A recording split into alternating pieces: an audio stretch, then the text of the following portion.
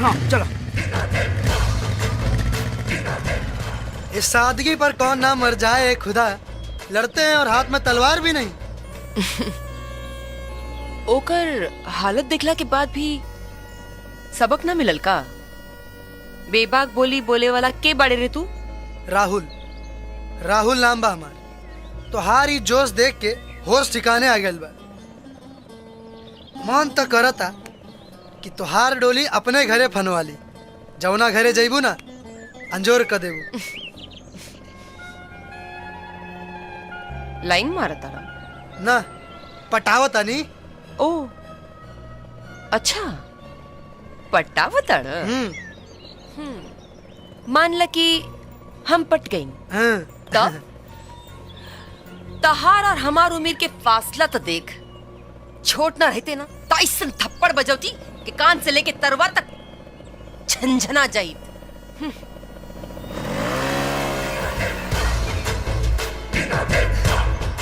तेवर देख के मन तो करता कि इनकर देवर बन जाई। चाचा चाय रखा बेटी। ए चाचा, भैया खातिर लड़की हम खोज लेनी। हाँ हाय देखो, नाम लेते तो दिया बुझा गई। अभी घर में आई है तो पता ना का हुई। ए बेटी, शुभ शुभ बोला। राहुल के पसंद कबो खराब ना होला। हाँ तब। अच्छा, बाकी लड़की के चाल चलन कैसे पता चली? ए दीदिया, एकरा बारे में पता करे के बानू तो हलकट पाने से बेहतर और केहू नहीं के बता सकत। हलकट पाने वो करा के कैसे जानेला? अरे इतना कुटाई भइल ह कि घरे बैठ के हल्दी चूना के छाप लगा के दर्द सही करत हुई। अच्छा हाँ। तरौरा हमरा खातिर रौरा है? लड़की खोजतनी कि गुंडी रे? अरे भैया, लड़की बाकी तनी दबंग टाइप के लड़की खोजतानी। अरे पर्सनालिटी से मैच करे के चाहिए नू। हाँ तो तनी पर्सनालिटी कम मिलाओ, हम दारा सिंह नहीं है यहाँ। न खेलब न खेले थे, खेलिए बिगाड़ दे।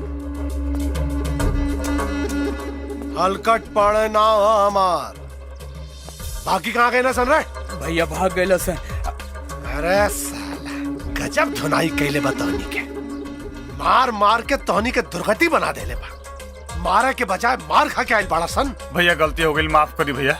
माफी हमरा पास नहीं के, सजा मिली तोहनी के। मुर्गा बना सन। डाउन। ई कैसन आवाज है रे? भैया फाट गई। का फाटल? अच्छा भल सर पैंट में फाटल, कुछ और ही फाटे तो दवाई करवाओ के पड़ जाई। ए पाड़े जी, मुखिया जी बुलौले बाड़े। मुखिया जी काय खातिर रे? फूलन पंचायत बुलौले बिया। फूलन? सरपंच जी, ये हलकट वकमन बहुत बढ़ गई। हरि सिंह जी, रउआ ठीक कहता। आज एकर फैसला करही के पड़ी। हाँ। प्रणाम। 76 पंचायत बुलौले बाड़ी। आ गई। पंचायत के कार्रवाई शुरू कर जाओ। बोला फूलन, का शिकायत बा? ई शादी के झांसा देके हमरा से 2 साल से संबंध बनौले बाड़े, और जब इनकर बच्चा हमरा पेट में आ गई तो ई शादी करे खातिर मना करत आड़न। कहा ताड़न कि बच्चा गिरा था।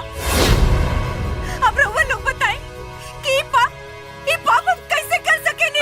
हमरा जैसा शरीफ आदमी पर इतना बड़ा इल्जाम? बाप रे। अरे झूठ बोलतिया।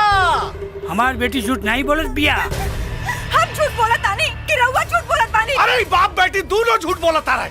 अरे का बोली बेचारी, हम खुद अपनी आंख से देखनी तो रासलीला मुखिया जी के खेत में। अरे वो तो गांव के लाजे लिहाजे ना बोलनी कुछ। डोंट टॉक पर्सनल, नहीं तो ठीक ना होई महाराज तो रख खातिर। हाँ ना तो तू का कर ले बे? सिंगिरवा शांत बैठे। कौन सी ठीक ना होई रे? तू हार कर तू तो हमहू अपन आंख से देख ले बानी। आ तू कहा तारा कि हम कुछ नहीं के कैले। अरे हमरी के चुप बानी तो तू मौका का फायदा मत उठावा। टकलू, अरे मार दे छाई भीतर चल जाए मेरे।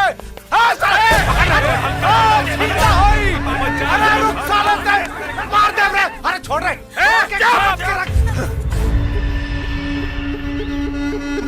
सरपंच जी, रउआ अपन फैसला सुनाई। पंचायत के फैसला ई बा कि हलकट पाड़े के लालता प्रसाद के बेटी फूलन से बियाह करे के पड़ी। हाँ। अरे ना ना ना, बहुत गलत फैसला है। देखा गोली भाला चल जाई। अच्छा, अगर ये पंचायत का फैसला ना मनी है तो इनकरा कानून के हवाले कैल जाई। बिल्कुल सही। जब जेल में चक्की पिसी है तब पता चले। हलकट पड़े, जेल में चक्की पिसला से तो अच्छा है कि बियाह काला मालो जांचल परखल बा। का सोच रहल बाड़े? कुछ ना, जौन फैसला होगा मंजूर बा हमरा के। लेकिन हाँ, बहुत गलत बात भइले आज, याद रखब हम। चला तो बड़ा पास लागत दिया। धन कहवा जाई? अरे कोनो निर्धन के घरे अच्छा तबे नु धनवान हो।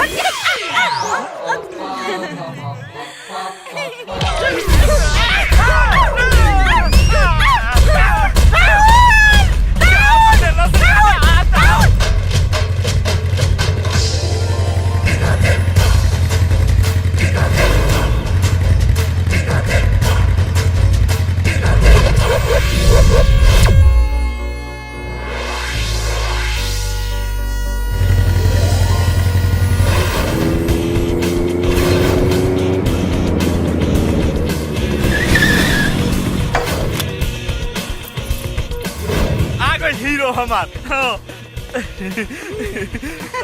राहुल,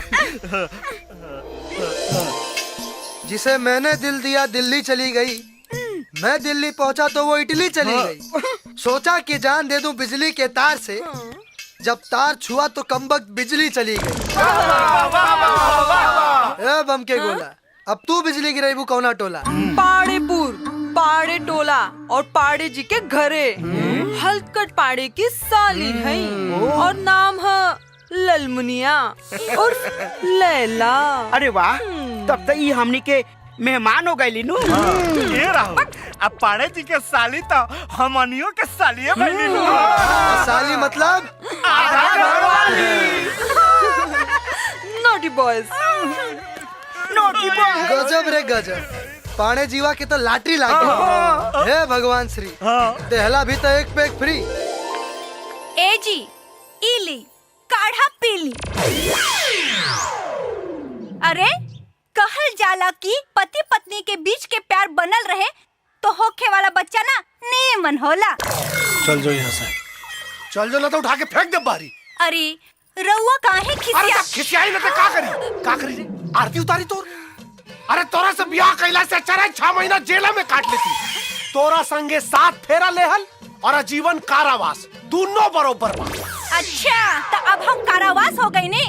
पहले तो मुखिया जी के खेते में हमार देख गद्दा नियन गुलगुल लागत रहे और हमार गाल गोल गोल टमाटर नियन लागत रहे और गुलाब के फूल लागत रहे। हाँ, अब जब सिम डाउनलोड हो गई तो रउआ के हमार बात तीत लागे लागल। अरे तो तीत तो लागी तो का लागी? सादलियन मीठ लागी। जब देखा तब बगर। अच्छा जीजा जी। अरे साला नया माल हो लाल। ए जी, ये हमार बहन, दुनिया में ऐसन बहन खुजला पे भी हमरा के ना मिली, लाखों में एक। पार्टी जी और नेम लैला मजनू।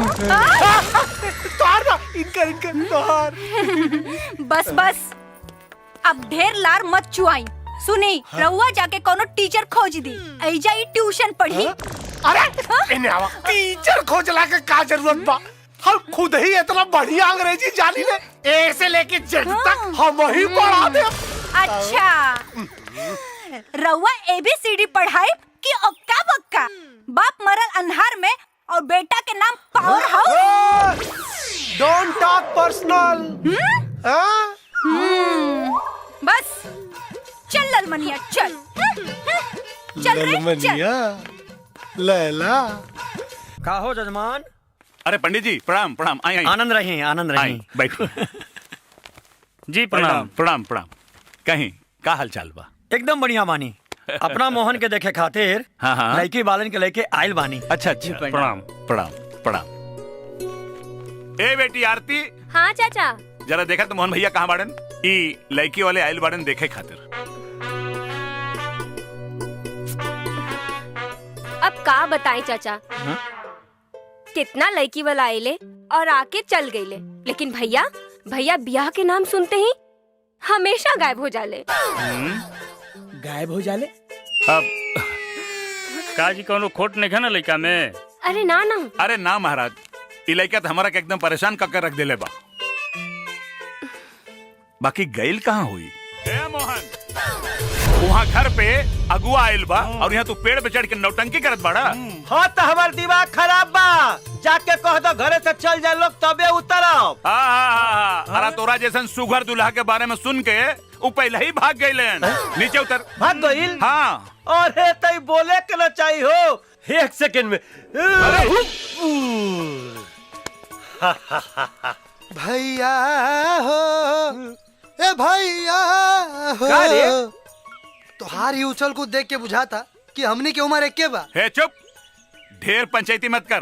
कितना मुश्किल से पंडित जी अगुआ के लेके आयल रहलन और इनकर यहाँ ई नौटंकी। अरे तो का करी चचा, का करी? आजकल नीमन लड़की कहाँ मिली सन? घर में होते चूल्हा अलग, आ 10-15 दिन में चाचा के कुल्हा अलग। चचा अब तोरा से का छिपल बा?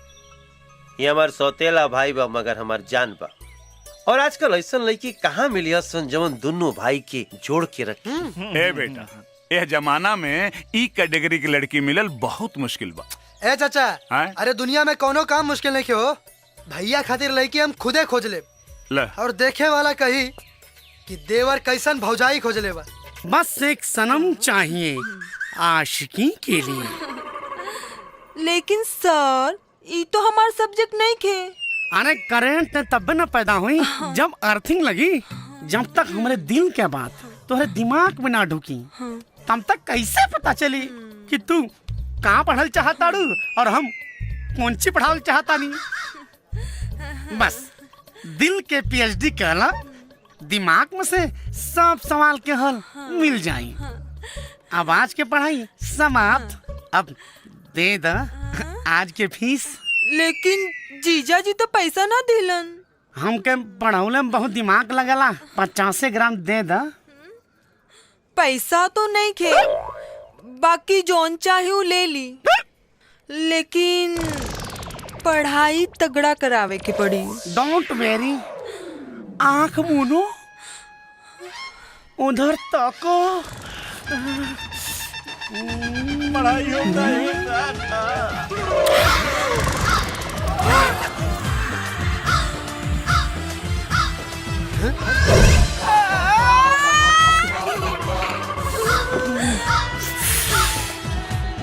बताओ तानी, चलो।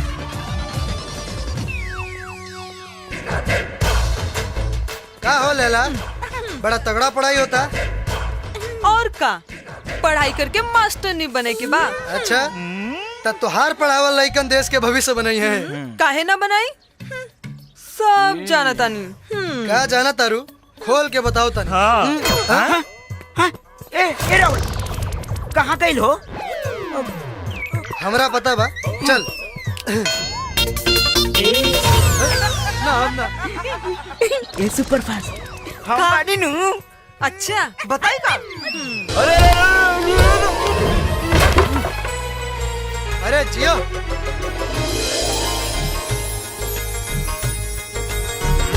अच्छा,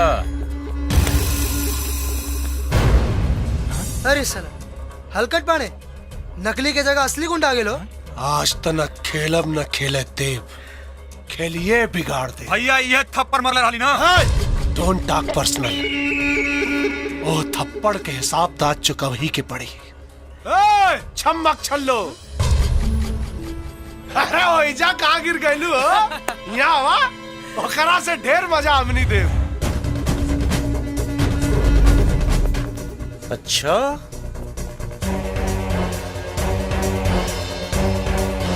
तनी खड़ा हो जाए, लोग के मजा दे दी। बड़ा सेना लेके आयल बड़ो, फ्रूटी बुझाता कि मजा लेबो। देख मोहन, ये हमार पर्सनल मैटर है, तू बीच में मत पा। देखा तड़े ना कितना परिनियन लागत हिया। बीच में न आई, साइड से ले। आँख देख,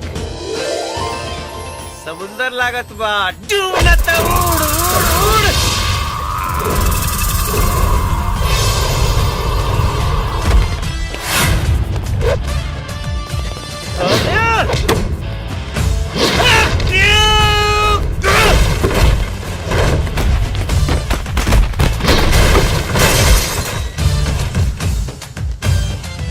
सारे तोनी के आंख में मारा छोले बा, इतना चरहर पातर सुगर शरीर संगमरमर फेल बा।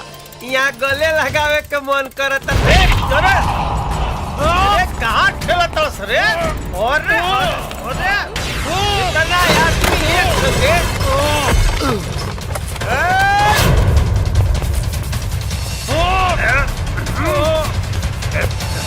पत्नी के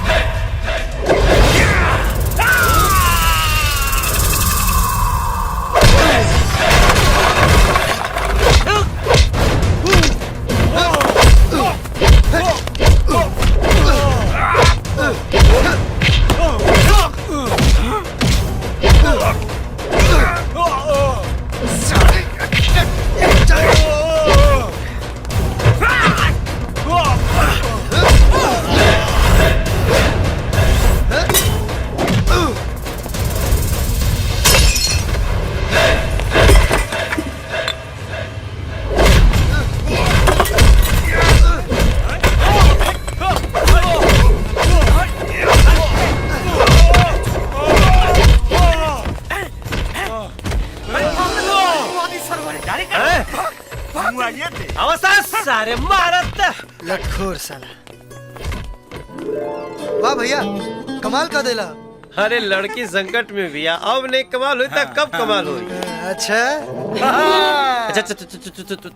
चचा खोया तो ना भाई। हाँ अब भुला गई नहीं हो। जल्दी जल्दी दौड़ के चलो चल चल चल। तोहार का नाम बा? मधु। कितना मीठा नाम बाटे। बोली मैडम, देसी स्टाइल में छड़े के कि विदेशी? तोनी के कैसे रे? छेड़े के हमनी पैसा ले ले बानी, अपने की एंट्री अभी बाद में बा। भाग जाओ, भाग जाओ, काम हो गई, भाग जाओ, का काम हो गई। कौन काम हो गई? अपना बियाह के। बियाह किए? केकर प्लान रहला? अपने के भाई के। भाई के? भाई के? ओ, लाइफ में पहला बार अच्छा काम कैले बा। पहला बेरी अपना बाबूजी से बता दी ब्याह की तैयारी करें। हम बारात लेके आओ तनी। ठीक बा नो?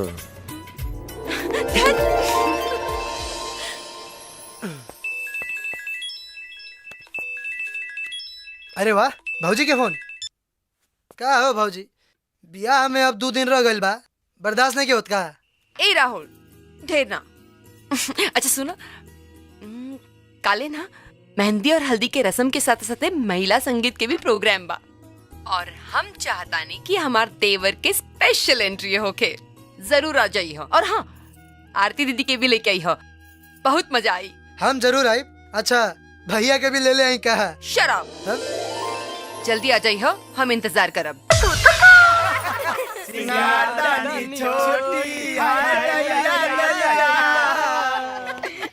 मजागल मर्दे, बाकी लाजो लागत रहे। अरे ये तो रहल संगीत के बाद, बाकी ब्याहे में डबल धमाल करे के, अब भैया के साली के पटावे के, फुल डीजे के साथ। ऑल द बेस्ट। फुल सक्सेसफुल होई हो। अरे सेक्सफुल ना हो, सक्सेसफुल। हाँ, बुझला?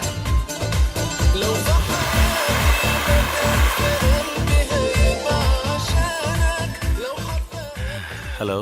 का जी रउआ कब आई?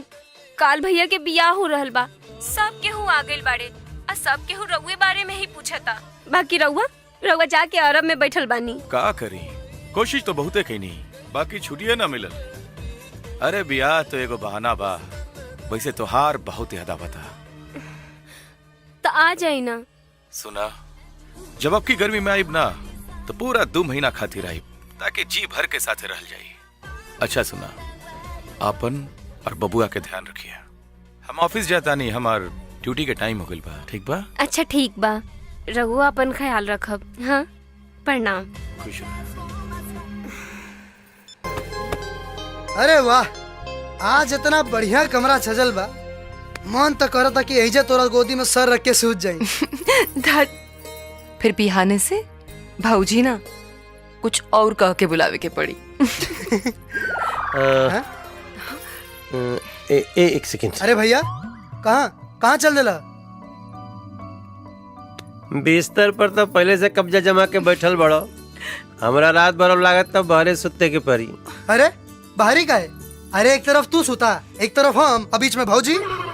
तो एक काम करो, एगो रामायण भी ले आओ, बैठ के रात भर पाठ कर जी ना। हाँ जा। का तू एजा का कर रहल बाड़े? चला, तोरा के चाचा बुलावता रे। हाँ तो ठीक बा, चाचा से मिलके आवता नहीं, बाकी दरवाजा बंद मत करियो। आवता नहीं। इतना बड़ हो गई, लेकिन आज तक एकरा के दिमाग ना आइल। भौजी, भैया, रउआ लोग आराम करी, अब ना आई।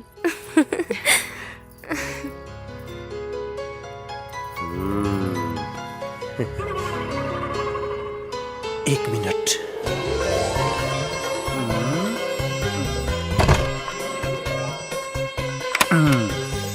अब ठीक बा। बड़ हो गइल बाटे, लेकिन ओकर बचपना नहीं गइल।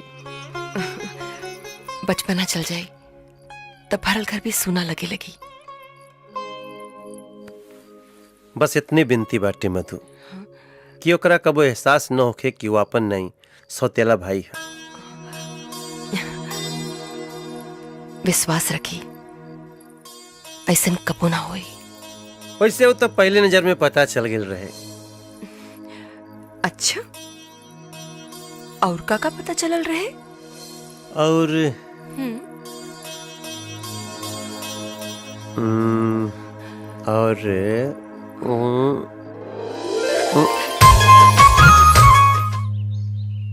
ए भगीना, ये तू कहाँ पढ़ता रहो? A for Apple.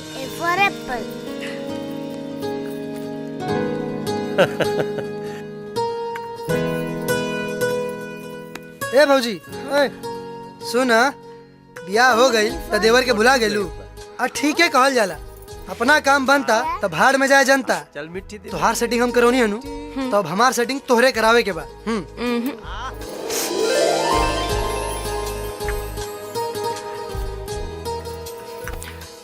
ए जी, हम सोचता नहीं कि कुछ दिन खातिर काजल के बुला ली। अरे जिया भौजी, का बात कहलू है? अरे अरे अरे